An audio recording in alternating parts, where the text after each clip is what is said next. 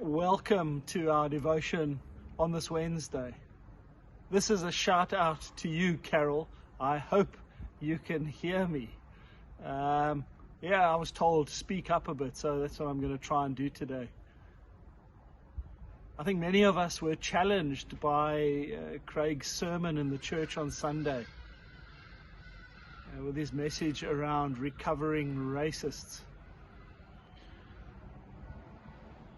And I felt compelled to maybe comment on it. A lot of people were left thinking about how it applied to them. A lot of us realized it may not necessarily be racism that we have a challenge with, but that we could be prideful. We could be stingy. We could be self-centered. And that reminded me of that passage in the Bible that talks about the door, and that when we knock on the door will be open for us, and Jesus will welcome us in. And then I thought about how many times God has been knocking on my door to start delivering a message, to become a lay preacher, to share how I feel about him.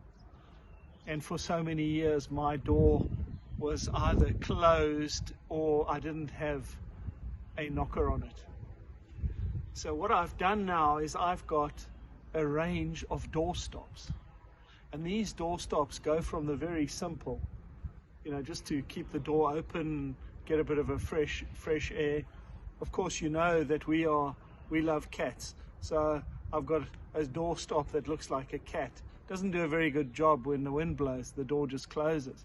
And then my favorite author of all time, Bryce Courtney, tells the story of the novel that he first wrote, The Power of One. And he hadn't sent it to publishers. He had it tied up in brown paper with string.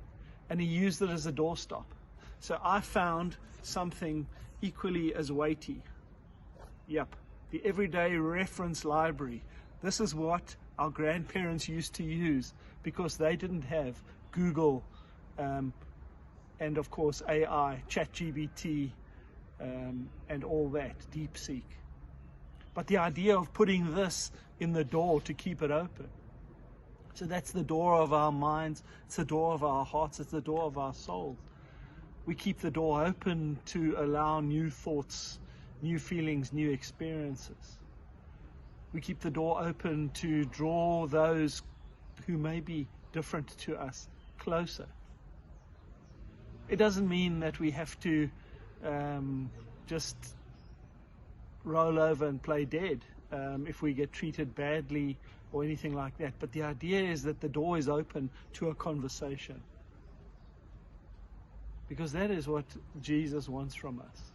He wants us to love God with all our heart, mind, soul, body, and spirit, and our neighbors as ourselves. Can't love our neighbor if the door is closed and they can't come in, or they knock and we don't open. So I hope each and every one of you have a very blessed Wednesday. May this be a truly blessed day as you go out and bless those around you, bless those that you meet.